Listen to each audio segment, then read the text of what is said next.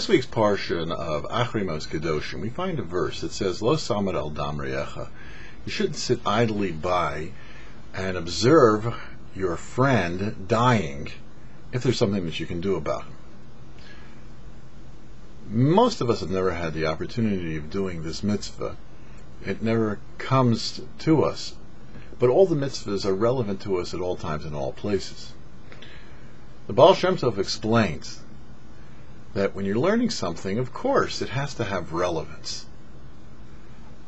Another adage of the Baal Shem Tov is that anything that you see or hear has to be somehow incorporated into your service to God. We live in a time when people are dying spiritually. And yet, people stand idly by. Comes along the Baal Shem Tov and says, if you see them, it's a proof that the Almighty wants you to see them, and that you have the ability to help them. A person could think, well, who am I? I'm not a rabbi, I'm not a trained professional. But when it comes to hasalas nefashos, when it comes to saving a person, you don't need to be trained. All you need to do is to be able to save them.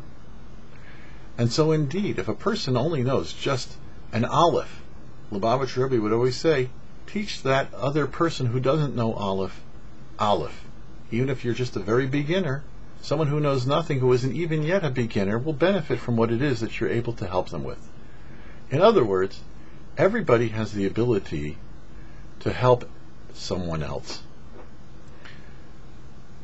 It's interesting that this verse is placed in the portion of Kedoshim, the portion of Kedoshim teaches us all the various laws of being holy. And indeed, one of the ways of being dedicated to the Almighty is by helping others achieve spiritual life. And we know that it says that the mitzvahs, for example, Ki heim chayenu v'orach yamenu, these are our life.